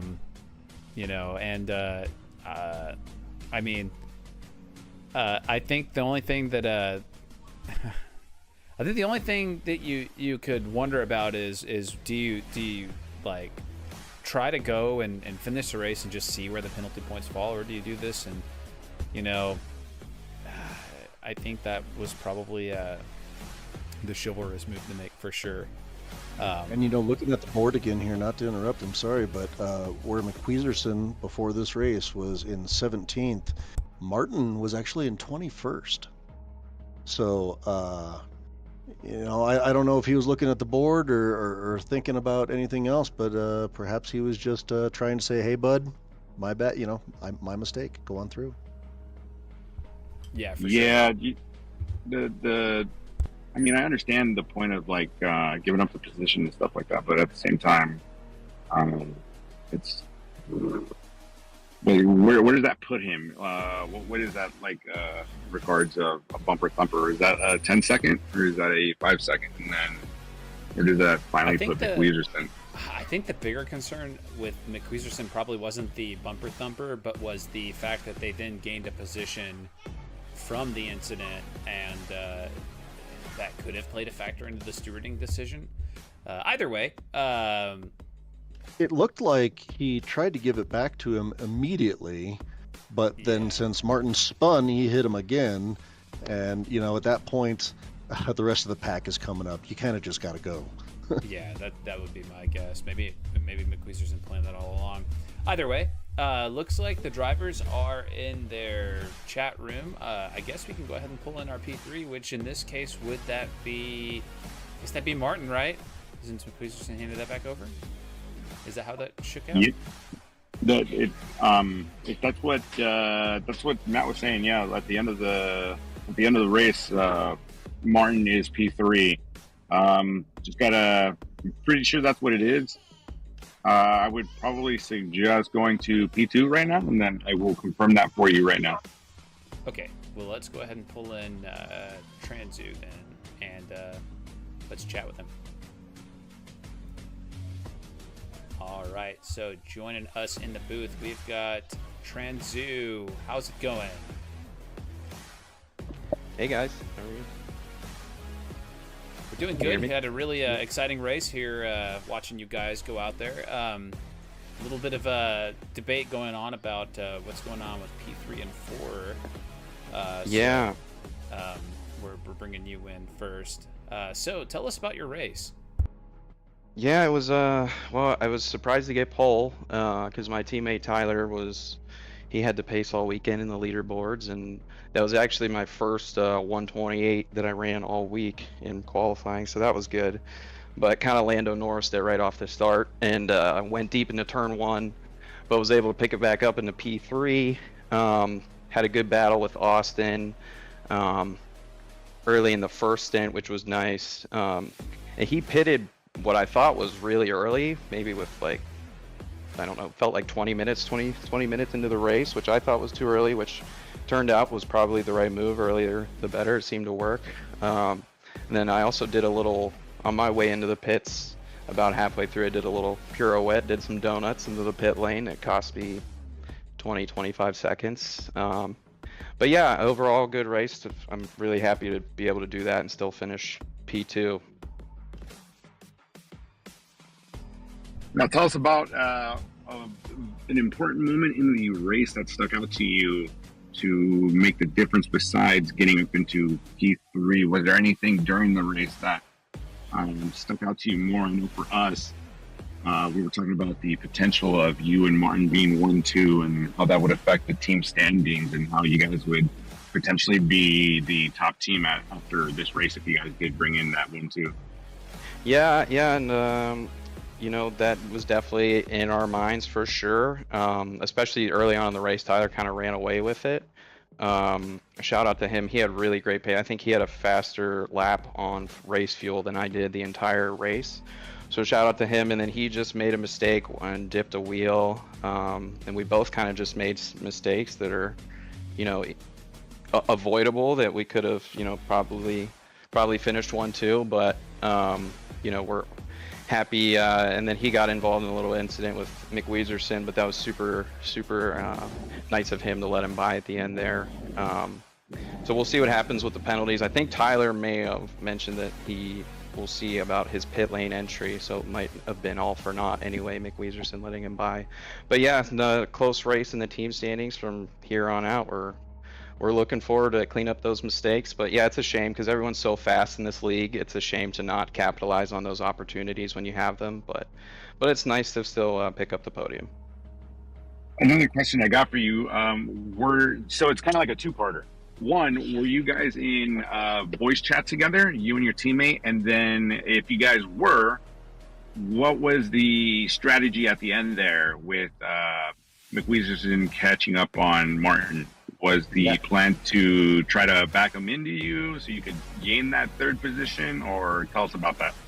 Yeah, so yes, we were in team chat together. Tyler and I have been childhood friends, and we were just lucky enough that we have the same sim racing pace in almost every single game. So we've been teammates all 3 years, so we're super lucky for that. But yeah, so he had a ton of damage. He had great pace still, even with his damage. I think he had 18 seconds worth of damage. And for him, it was more, he knew McWeezerson had the pace to get by him, but it was more, you know, can he let him pass him without losing so much time and then lose out to me? And then Lorenzo and Heisner were quick behind me. So I think it was, they were trying to do it smart. He had enough pace to keep in front of him, but not enough to pull away with the damage. And then McWeezerson got some damage at the end as well there after he did get by him, and then they were kind of evenly matched. So no, he was never going to back him up into me. I think it was just, you know, I was trying to help. I was trying to catch up so I could put some pressure on McWeezerson, but those two guys had more pace than me. Well, I will say, looking at the standings here, with Townsend coming in first, but his teammate Lorenzo came in 5th, and then with the two of you coming in 2nd and 3rd, you and your teammate coming in 2nd and 3rd, that has the potential to actually put you in 1st place overall as a team. Oh wow, yeah, definitely in a very close second. Yeah, it's a really close battle. Shout out to Tyler. I know he said he's had great pace all year and finally got rewarded with a decent finish. And then yeah, shout out to Austin and Lorenzo as well. They've been super fast all year, and Austin ran a really clean race. So shout out to him for the victory. Looking my forward to apologies. the year, guys. Yeah, so my apologies. I thought I thought my mic was unmuted, but I guess I was muted. After that question about the end, towards the end there, was there? Did you feel like there was any kind of desperation towards the end there? Like, I know you were saying you were trying everything that you could to try to catch up, but did you feel like I gotta go, I gotta hurry up because my teammate needs me, I need to get up there at all? Yeah, absolutely. There's a lot of that, with a little bit of I can't take this Ferrari over the chicanes. So it wasn't full on 110% push because I didn't want to give up those championship points that I knew would be super important for the driver and the team. But at the same time, it was push as much as I can on the limits to try and catch up to these guys. And their fighting allowed me to get close, but I never really got close enough to make a difference for them. But yeah, so. Oh man, that's great. Robert? Nothing else from me. Congratulations on your race. Really well done. Looking forward to seeing how you guys continue to do the rest of the season. All right, yeah, thanks guys. Appreciate you streaming. Looking forward to the rest of the year, and good luck in your races as well. Thanks, man. Congrats on P2 today. Thank you guys. Have a good one. You too, buddy. And then Robert, it is confirmed Tyler Martin is P3. He is your P3 for today. All right, perfect. I am working on trying to get a hold of Tyler Martin. In the meantime, looks like Austin is going to be available to join. Oh yeah, that's going to be a good one. Yeah, I'm trying to get Austin up here. So we can chat with him and ask him about that race. So stand by a moment while I see what I can do.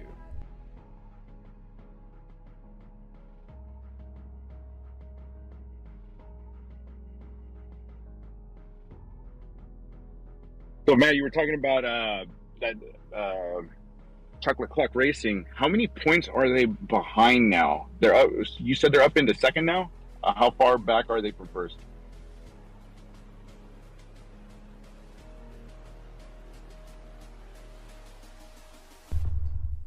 While Matt runs the numbers, I do have Austin ready to pull in if we can. Yeah, let's get him in. Get him in here. All right, joining us in the booth now is Austin, our race winner. Austin, congratulations, excellent race. Why don't you tell us about your race and kind of what you did out there? Yeah, thanks. First off, not an easy track to race on. Those chicanes eat you alive. But no, very good race. My pace was good all race. I got stuck behind not stuck, but I was following Transu, and you can't really pass here. So I kind of looked at my map, looked at my track map, and I saw that I had free air if I pitted. So I pitted a little early, I think around the 20 minute in mark, if I remember correctly. And clean pit, came out, and I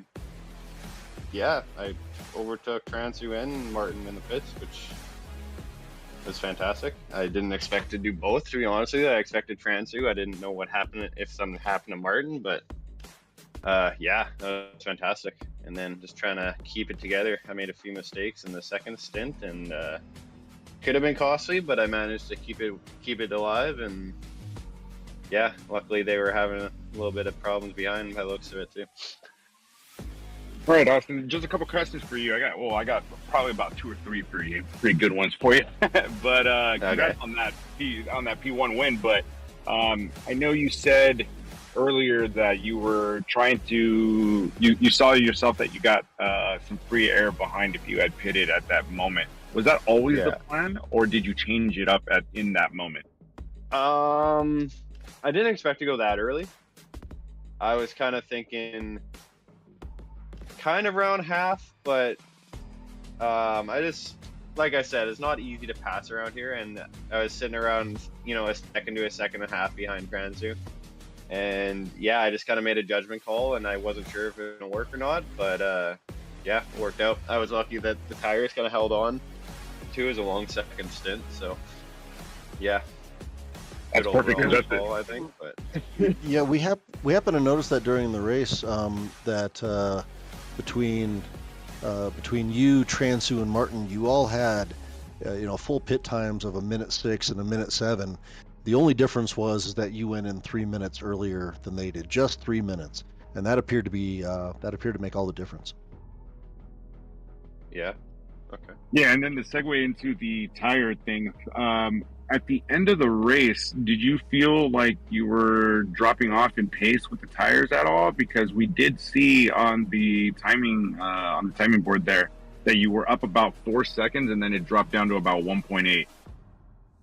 Yeah, I don't know the tires. I was kind of lost track of a couple braking zones, at, bad times, and I know there. Turn, I want to say 2, I completely missed, and I ended up going wide. I bounced onto the sand, probably lost a good 2 seconds there. And then coming out of the second chicane, I missed my turn in a little bit. I went a little wide, and I'm sure you guys know if you miss that a little bit, it's flat out. So anything you miss, you end up wide. So that was kind of lift off the throttle and just hope I don't hit a wall and bounce, and that was probably another couple seconds there. So but other than that, the tires didn't seem too bad.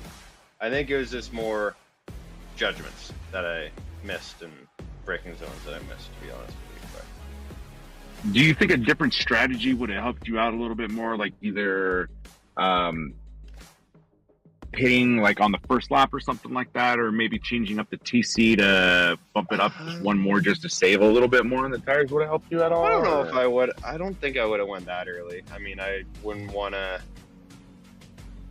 put that much of a stint in. Obviously, I did put a pretty long stint in, but I think Well, it was obviously the perfect time to pit because it worked out in my favor.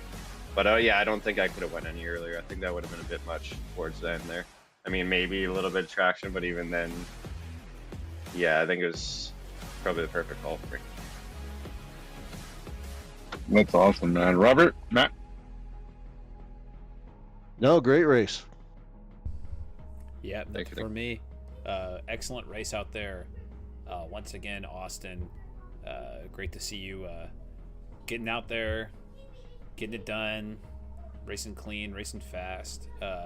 And thanks for joining us up here. And we will see you next week. Excited to see how you do when we come back from our break at the mountain.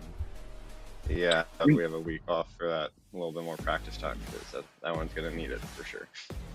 Before you go, I totally forgot to ask, is this your first race win? No, this is I won Misano this year, and then I won Imola a couple of seasons back. This is my third win. Nice, congratulations! Great to see you winning more and like that. Keep that winning streak alive there. That's really awesome, man. Congratulations on that P1. Thank you, and thanks for putting the stream together. Appreciate that too. All right. Well, thanks again, Austin. I'm going to go ahead and get our P3 in here. We'll see you around, Austin. Sounds good. Take care, guys. See you in a couple weeks. Congratulations. Thank you. You. All right. So we've got Tyler Martin joining us in the booth now. Tyler, welcome to the booth with us. Great race, but we have some questions because that was a very interesting finish. Congratulations, first of all, on that P3 finish. But why don't you talk us through your race and kind of how you got there and your overall strategy and how things went? Yeah, thank you for having me. First off, qualifying on pole was nice. I had the first, what is this, race 4, race 5, the first however many races, 3 or 4, all went pretty poorly. So I thought, you know what, I'm going to practice for Zolder. And I think my teammate Shane Transu looked at the fantasy thing and it said I did like 900% of my normal practice laps. But I decided to practice a bunch, got decently quick, and I think on the first stint I was about 10 seconds ahead of P2, and then just lost focus for a second, dipped a tire in the grass, and spun out, smashed the wall.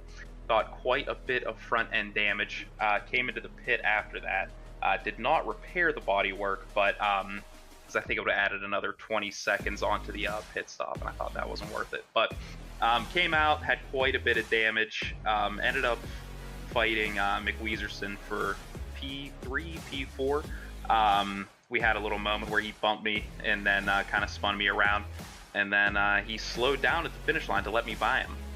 To which then at that point I informed him that I might have crossed all 4 tires over the pit exit anyways and might have a 5-second time penalty. So we'll have to see. It was a fun race though. It's awesome, man. I know at the beginning of your the race, you had dropped back down to like 3 positions or something. You had lost a pretty good amount of positions. Talk us through that. What was going on in your head?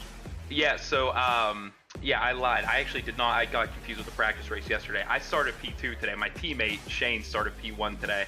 He dropped back 3 positions right off the jump, and then he ended up in P3. I swung around to get in front of him, but then at that point just started pulling away. So yeah, that was my teammate that fell back to P3 right off turn 1. My apologies. So then the other one was I know your strategy. Did you keep it the same throughout the race? Did you come in with one and stick to that plan, or did you change it because were you aware that Townsend had already came into the pit 3 minutes earlier, and then on top of that, did you worry about potentially being overtaken by him in the pit? No, I wasn't too worried.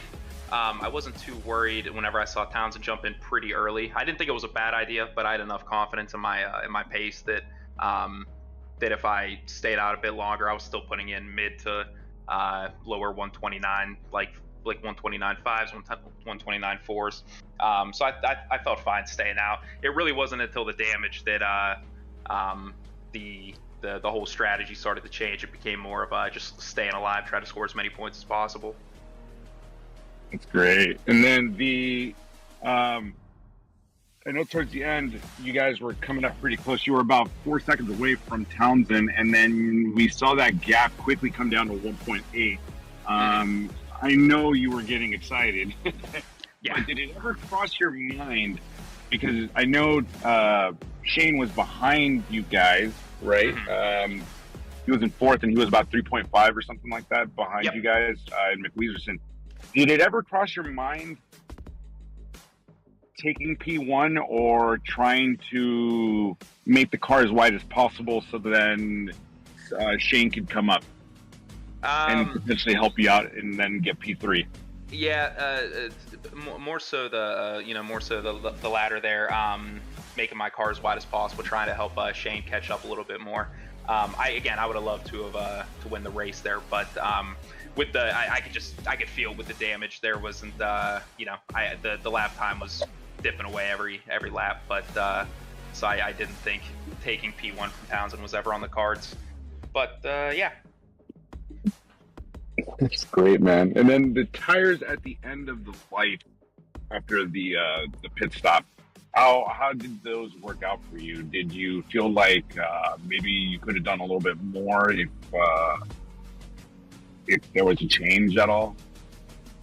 Yeah, I mean, unfortunately, and I hate to sound like a broken clock here. It ends up coming back to it all comes back to that damage I took, because I did quite a lot of practice on the high fuel loads, running like 20-ish lap stints, and I felt that the pace didn't drop off a ton towards the end of the tires, towards the end of the tire life there. If anything, maybe a few tenths, half a second at the most. So the tire management wasn't too much on my concern list there. Great, man. That's great to hear. And so that's all I got from me. I'm pretty sure Robert and Matt do have questions for you, sir. But for me, congratulations on that P1. I mean P3. Sorry, P3. Yeah, no, you're good. Thank you. I wish it was P1. Yeah, the only thing that I guess I would have to ask is between you and Shane, should be towards the top of the team board, if not on top of it. Haven't done the math there. So with 3 races left to go in the season, and then of course a week break there as SRA is getting together in Daytona. What's the plan? Is it, just keep on doing things the way you are, or is it time to take it from 800 to 900% to 1500%? 1500, yeah. That's a great question. I was thinking 800% wasn't enough. 1,200, 1,300% might be where we're looking at moving forward. But no, I mean, it's. The pace is kind of always been there, kind of close to Shane, better sometimes, a little worse sometimes. But the problem is that I hate practicing. I do not do it enough. So Shane's been really trying to get me to practice more, and I think if I can keep that up for Bathurst and can't remember what comes after that, I think we have a pretty decent shot at getting at least the team champion again. Well, I'm going to say that 800 to 900% definitely seem to work out for you. So more is better, right? More is always better. Yeah, and that seems to be the way it is in SRA, that you got to put in your practice time. So great. We'll be looking to see, see in the sweatshop list there. Of course. For putting in laps, and we'll see how things turn out for you up at Mountain Panorama. Yep. Yeah, we'll have to see, but I appreciate it, guys. I gotta run. You enjoy the rest of your night. No worries, buddy. Have a great night. Thank you. Take care. Thanks for joining us, Tyler. And with that, that concludes our driver interviews for our top 3 positions. Well, guys, this was a fun one. Zolder, I had a good feeling going into it that it was going to be really interesting, really dynamic, being such a tight technical track. And sure enough, I think Zolder really delivered on the spectacle this week. Would you guys say? Oh, You yeah, know, for sure. Yeah. And all things considered, we started with 27 drivers, and we finished with 22. So we only lost, 5 racers. We had a pretty clean race. Yep. I think that should be noted, Yeah. Yeah. Yeah, Very, couldn't ask for very more. A good. fairly clean race. I mean, some good chivalry, right? With McQueezerson handing that position back to Martin. I mean, there. What else can you do but just hope for this kind of race every week? And so, with that, we're going to be wrapping up here. So, next week we are off. No broadcast, no race. SRA is doing their Daytona meetup. The week after that, so coming up on the date is going to be February 4th. We will be back. Mount Panorama, Bathurst. We're going to see them head up the mountain and see who can survive round 6 of the SRA Season 13 GT3 Team Championship. Yes, sir. We will see everybody there. Again, thank you guys for watching us. And Robert, thank you for streaming it. Matt, thank you for being here as well. And I hope you guys enjoy your week off. And then I'll see you guys in 2 weeks, yeah? If you guys are going to the meetup, have fun. Drink a beer on me, or for me, and go get into some wild shenanigans. Daytona is a good time. Thanks for having me today, guys. Yep. Good time, everybody. Thanks for tuning in, everybody, and we will see you all in 2 weeks.